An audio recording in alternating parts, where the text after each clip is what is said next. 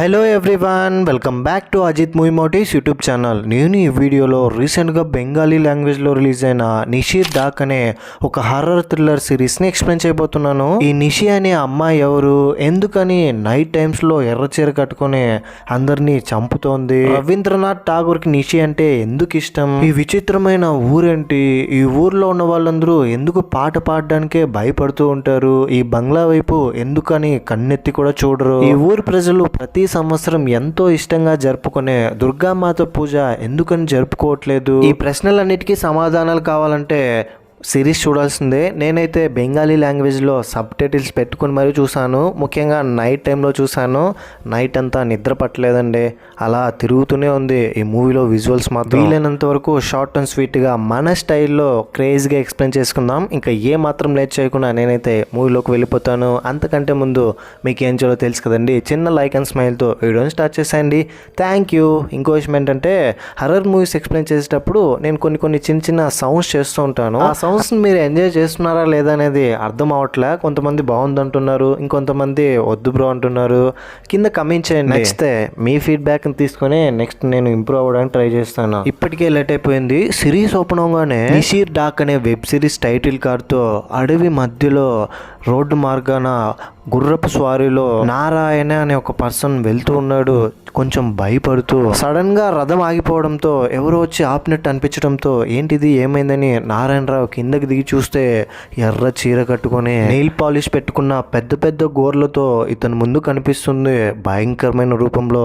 ఇది చూసిన తర్వాత నారాయణరావుకి తడిసిపోతుంది. నెక్స్ట్ డే ఊరి ప్రజలందరూ వచ్చి ప్లేస్ లో చూసేసరికి నారాయణరావు శవంగా ఒక చెట్టుకు వేలాడుతూ ఉంటాడు. ఇదంతా చూసి ఊర్లో ఉన్న వాళ్ళు ఖచ్చితంగా ఇది అదే చేసి ఉంటుందని భయపడుతూ ఉంటారు. ఇంకా ఎంతమంది దీనికి బలవుతున్నారో అని చేస్తే ఒక 6 మంది బెస్ట్ ఫ్రెండ్స్ అందరూ కలిసి, ఇంతకు ముందు నేను చెప్పాను కదా ఈ ఊరికి రావాలనుకుంటారు, అందరూ కలిసి కారులో వస్తుంటారు. వీళ్ళు రావడానికి మోటివ్ ఏంటంటే, రవీంద్రనాథ్ ఠాగూర్కి నిషి అనే ఒక అమ్మాయి చాలా ఇష్టమైందని. తన పూర్తి పేరు నిషిగంగా, సోనముఖి విలేజ్ చెందిన అమ్మాయి. ఇష్టం అంటే ఇక్కడ ఏదో పెళ్లి ప్రేమ లాంటివి కాదు. నిషిగంగా చాలా మంచి సింగర్, అందుకనే సింగర్ గా ఇష్టపడుతూ ఉంటాడు. రవీంద్రనాథ్ ఠాగూర్ తనని అప్రిషియేట్ చేస్తాడు తన పాడిన పాటకి. ఇప్పుడు నిషిగంగా రవీంద్రనాథ్ ఠాగూర్కి రాసిన లెటర్ వీళ్ళకి చేరడంతో ఆ లెటర్ని చదివిన వీళ్ళు ఎలాగైనా సోనముఖి విలేజ్కి వెళ్ళి నిషిగంగని చూడాలనుకుంటారు. నిషిగంగా ఉండే బంగ్లాలో ఉండాలనుకుంటారు. అందరూ కలిసి దీని గురించి డిస్కస్ చేస్తూ వెళ్తూ ఉంటే సడన్ గా ఒక టీ కొట్టు కనిపిస్తుంది.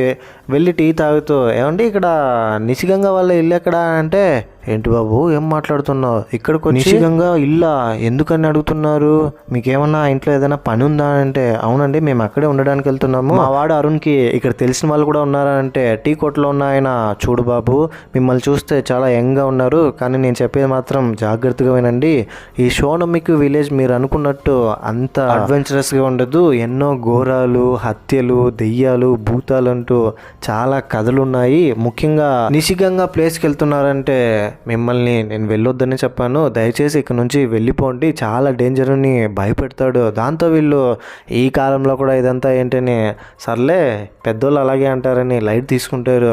అంతవరకు కార్ డ్రైవ్ చేస్తున్న అతను, నిషిగంగా వాళ్ళ ఊరికి సోనముఖి విలేజ్కి వెళ్తున్నారా, నాకు ముందే చెప్పింటే నేను వచ్చేవాడినే కాదని అక్కడ నుంచి రిటర్న్ వెళ్ళిపోతాడు. అక్కడికక్కడే వీళ్ళని దింపేసి, దాంతో వీళ్ళు ఊరు లోపలికి ఎలా వెళ్ళాలో తెలియక ఆలోచిస్తుంటే రిక్షా అతను ఒక అతను వచ్చి వీళ్ళని తీసుకెళ్తాడు. ఫేస్ క్లాత్ కట్టుకొని కొంచెం మిస్టీరికల్ గానే ఉంటాడు అతను. ఏంటి తను ఇప్పుడు కూడా ఇలా ఫేస్ అంతా కవర్ చేసాడని, మరి ఇలా విసుగ్గుంటున్నాడు ఏంటని అతనితో పాటు ఆ ఊరికి వెళ్తాడు.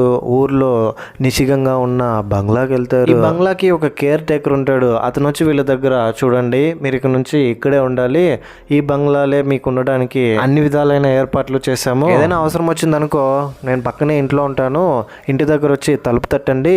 ఇంకో విషయం ఏంటంటే, ఆడవాళ్ళు మాత్రం తలుపు తట్టొద్దండి, నేను ఓపెన్ చేయను, ఎందుకంటే ఈ ఏరియాలో నిషి అనే ఒక దెయ్యం తిరుగుతుంది, ఎవరు పాటలు పాడకూడదు, పాట పాడితే నిషికి నచ్చదు, నిషి వాళ్ళ రూపంలో వచ్చి భయపడడానికి ట్రై చేస్తుంది, ఎవరైనా జెంట్స్ వచ్చి తలుపు తట్టండి అక్కడ నుంచి వెళ్ళిపోతాడు. ఆ తర్వాత వీళ్ళందరూ బంగ్లా లోపలికి వెళ్ళిన తర్వాత చూడ్డానికి పాత బంగ్లాలో ఉంది కానీ లగ్జరీగా బాగుందని అక్కడున్న అంబిషన్స్ని వీటన్నిటిని చూసి వీళ్ళల్లో ఒక అమ్మాయి ఉంటుంది. ఆ అమ్మాయి పేరు డెడ్లీ బాయ్ ఫ్రెండ్ కూడా ఇక్కడే ఉంటాడు. డెడ్లీ బాయ్ ఫ్రెండ్ వీళ్ళిద్దరూ బంగ్లా నుంచి కొంచెం బయటికి వెళ్ళి చూసొద్దామని టార్చ్ వేసుకుని నైట్ టైంలో కబుర్లు చెప్పుకుంటూ వెళ్తూ ఉంటే సడన్గా ఒక సాంగ్ పాడుతాడు, నువ్వుంటే చాలే అని. పాట పాడుతుంటే పక్కనే ఒక బామ్మ చాలా వయసు అయిపోయి ఉంటుంది. వీళ్ళని చూసి పాడండి, మీరు పాడితేనే అది బయటకు వస్తుంది, మీ అంతు చూస్తుంది, కోసం వస్తుందని నవ్వుతూ వీళ్ళని చూస్తూ ఉంది. ఇంకోవైపు అరుణ్, ఈ ఊర్లో నాకు తెలిసిన వాళ్ళు ఉన్నారని అరుణ్ ఒకరిని కలవడానికి వెళ్తాడు. అరుణ్ వాళ్ళ తాతయ్య నిషి వాళ్ళనే చనిపోయి ఉంటాడు. మూవీ స్టార్టింగ్ లో నారాయణ అనే ఒక పర్సన్ గురించి చెప్పాను కదా, రథంలో వెళ్తూ అది వచ్చి చంపేసి ఉంటుంది. ఇప్పుడు అరుణ్ వాళ్ళ నాన్నను కూడా నిషినే చంపేసి ఉంటుంది. నిషి దెయ్యం వల్ల ఇద్దరు చనిపోయారు. ఇప్పుడు నువ్వెందుకు వచ్చావు, నాకు చాలా భయం వేస్తుందని నేను చెప్పానే ఇక్కడికి రావద్దనంటే, అమ్మ నువ్వు కూడా ఏంటి ఇవన్నీ నమ్ముతున్నావా, వాళ్ళకి ఏదో ప్రాబ్లం వచ్చింది, ఇంకేదో రీజన్ ఉంది వాళ్ళు చనిపోవడానికి, అది కనిపెట్టాలనే నేను ఇక్కడికి వచ్చాను, అందుకనే ఆ బంగ్లాలో నా ఫ్రెండ్స్తో పాటు ఉంటున్నాను అని చెప్తాడు. ఇది వినంగానే అరుణ్ వాళ్ళ అమ్మ చాలా భయపడుతుంది. ఇంకోవైపు డెడ్లీ తన బాయ్ ఫ్రెండ్ ఇద్దరు కలిసి వెళ్తూ ఉంటారు కదా, ఒకరి ఇంటి దగ్గరికి వెళ్తాడు.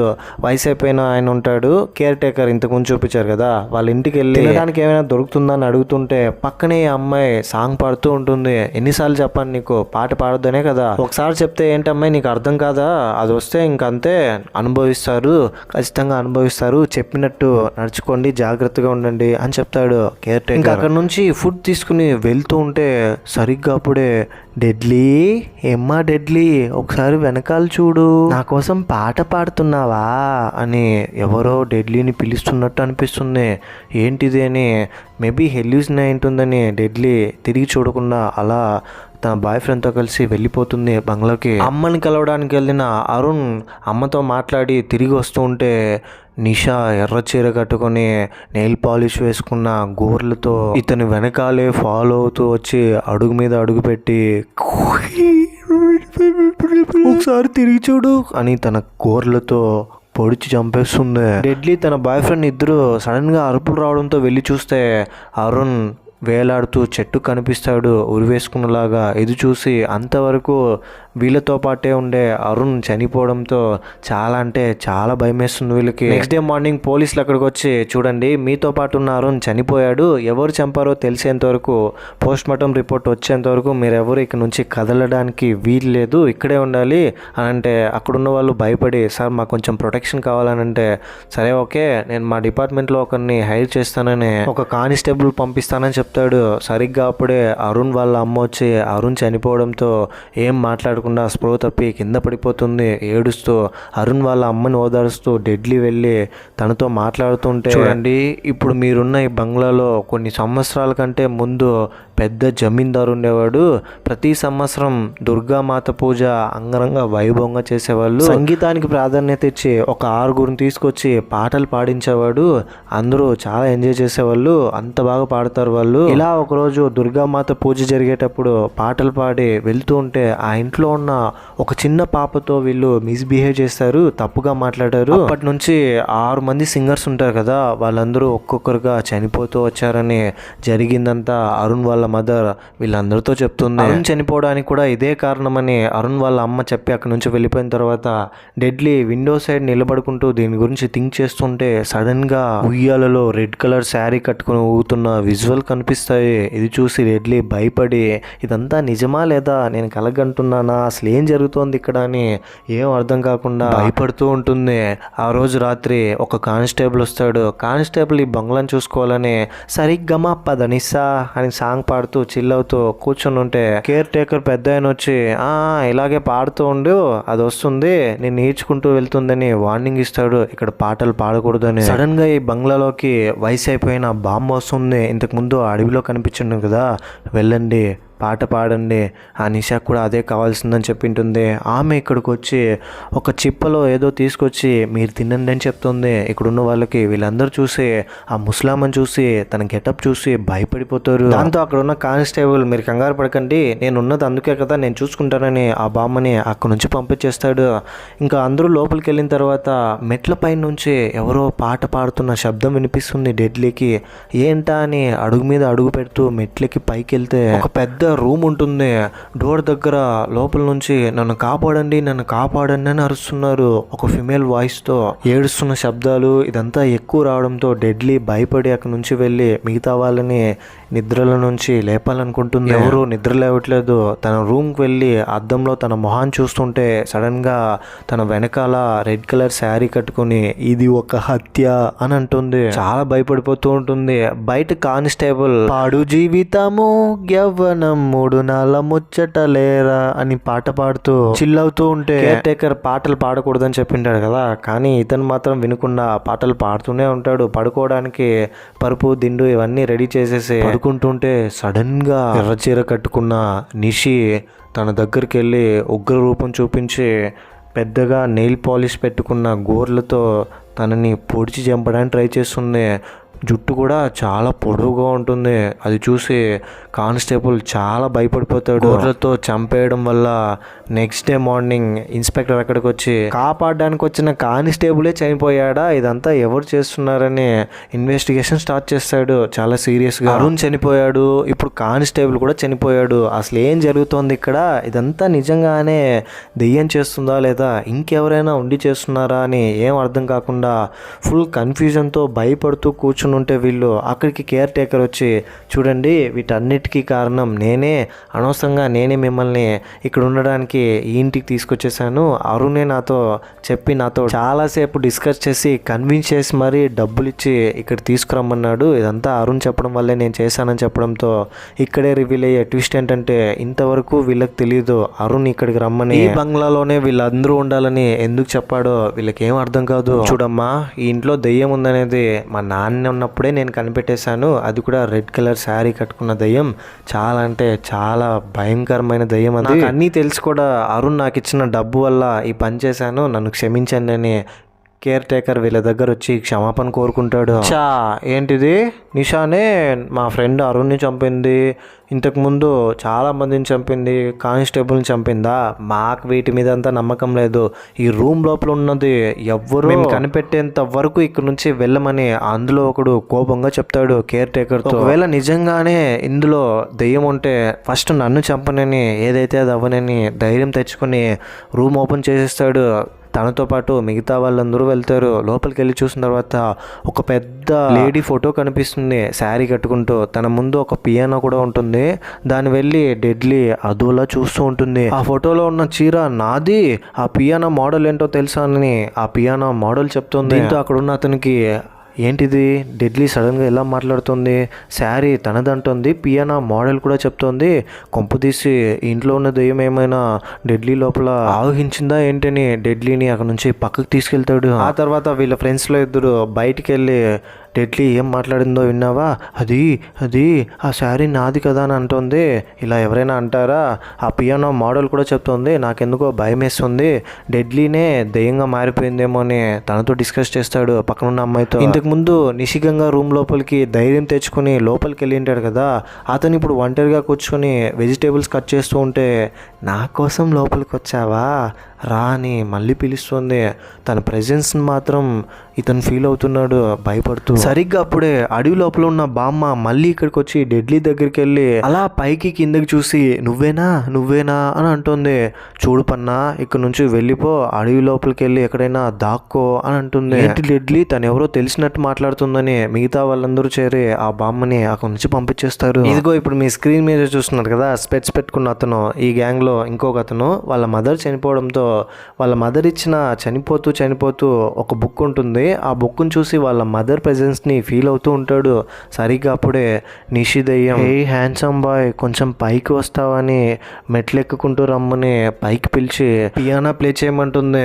సరిగ్గా అప్పుడే డెడ్లీ అక్కడికి వెళ్ళి నీకు ఇంకా అర్థం కాలేదా, నేనే నిషిగంగా, నువ్వు నా ఫ్రెండు కదా అని తనతో మాట్లాడుతుంది. అసలు ఏం జరిగిందో నిషికి ఇప్పుడు గుర్తు తెచ్చుకుంటుంది. కట్ చేస్తే ఫ్లాష్ బ్యాక్ ఓపెన్ అవగానే నిషికి పాటలు పాడడం అంటే చాలా ఇష్టం. తన గొంతు చాలా బాగుంటుంది.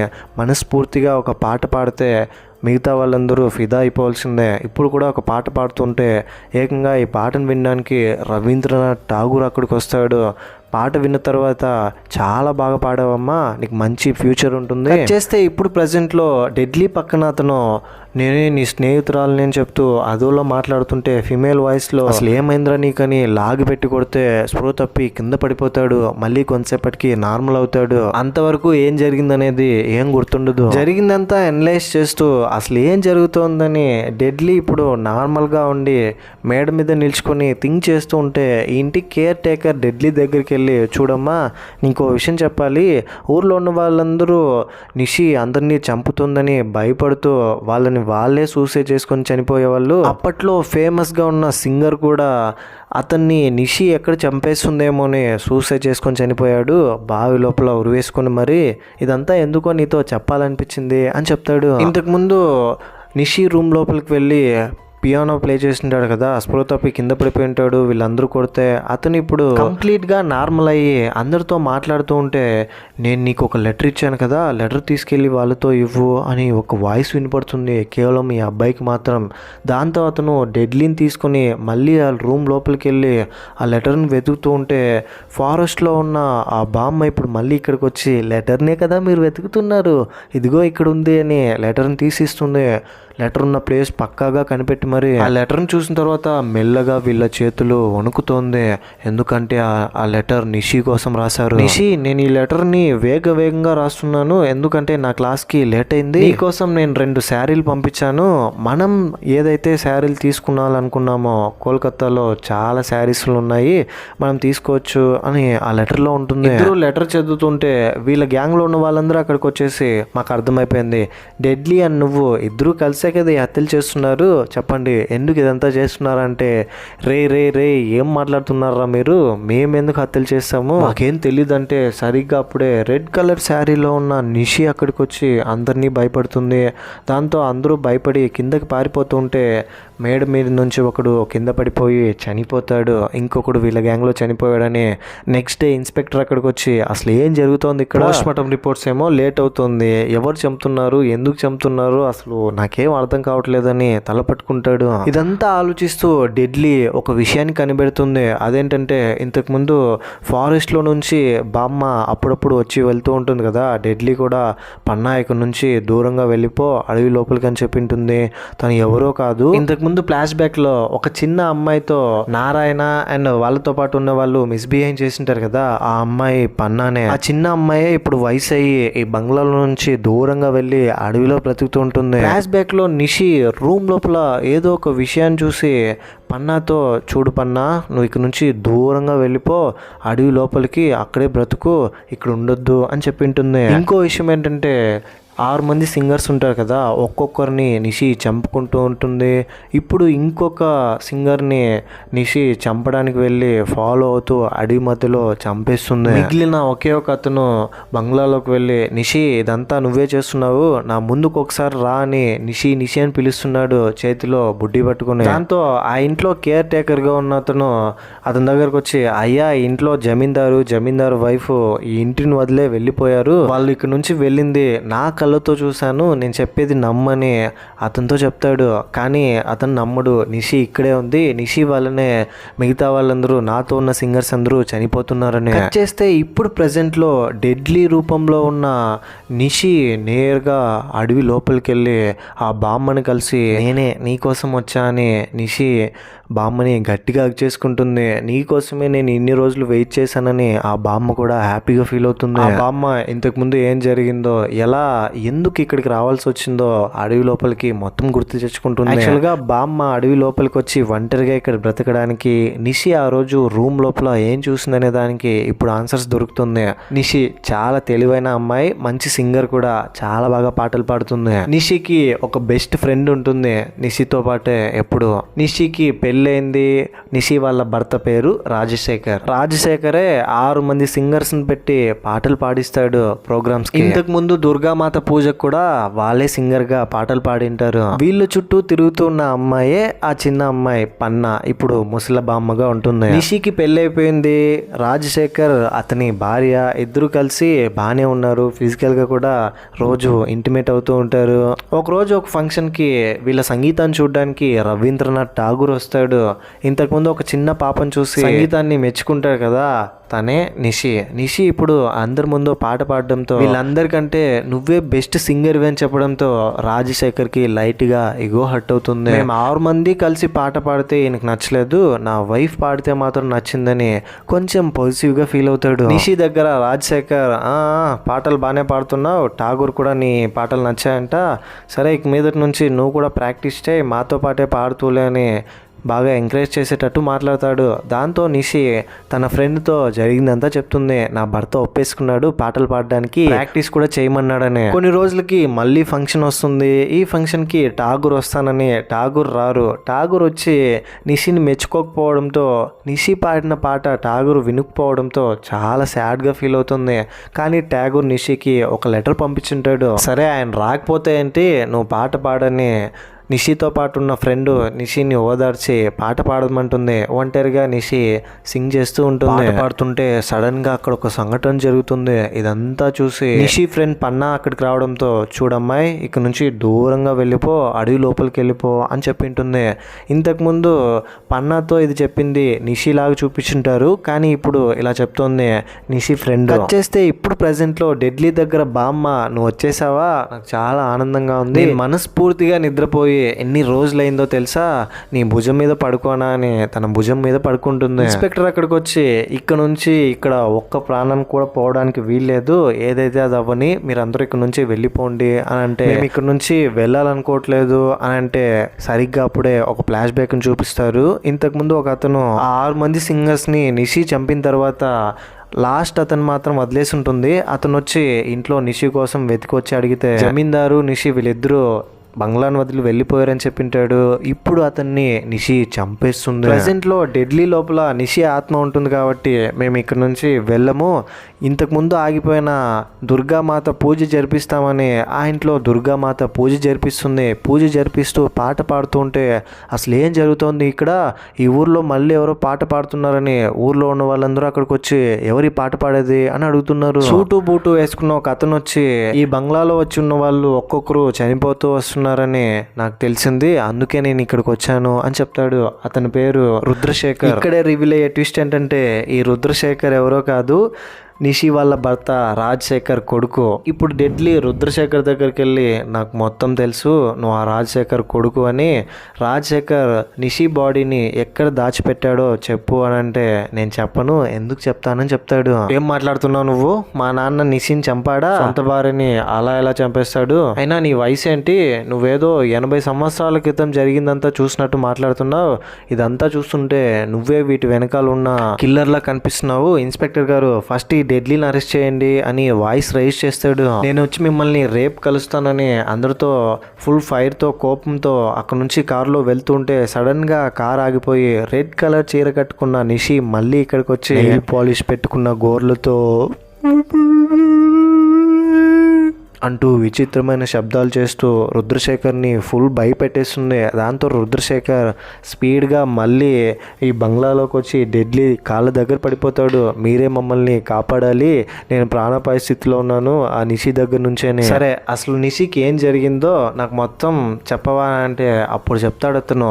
యాక్చువల్గా ఏం జరిగింటుందంటే, నిషి బాగా పాటలు పాడి రవీంద్రనాథ్ ఠాగూరే మెచ్చుకునేలా అతని శిష్యురాలుగా మారిపోయి ఉంటుంది కదా. ఇదంతా భర్త రాజశేఖర్కి మిగతా 6 మంది సింగర్స్కి నచ్చదు. దాంతో పాట పాడుతూ ఉంటే రాజశేఖర్ నిషిని వచ్చి గొంతు పట్టుకుని చంపేస్తాడు ఒక థ్రెడ్. నిషిని చంపుతుంటే 6 మంది సింగర్స్ కూడా ఏం చేయకుండా అలా చూస్తూ ఉంటారు నిషి చనిపోవాలని. నిషిని చంపుతూ ఉండడం నిషి ఫ్రెండ్ చూసి ఆ చిన్న పాప పన్నాని ఇక్కడ నుంచి వెళ్ళమంటుంది అడవి లోపలికి. తను అక్కడ నుంచి వెళ్ళిపోయిన తర్వాత నిషి ఫ్రెండ్ వెళ్ళి నిషిని కాపాడడానికి ట్రై చేస్తే, నువ్వు దీన్ని కాపాడడానికి వచ్చావా, చూసేసావా నేను చంపింది, అయితే నువ్వు కూడా చావని నిషి ఫ్రెండ్ని కూడా చంపేస్తాడు.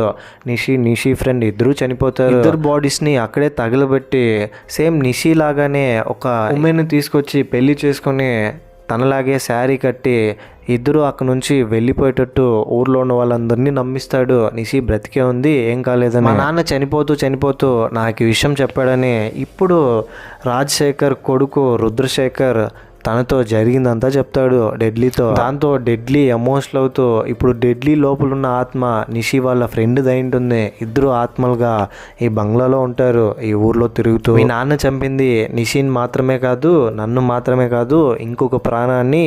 ఎందుకంటే నిషి ప్రెగ్నెంట్గా ఉంది.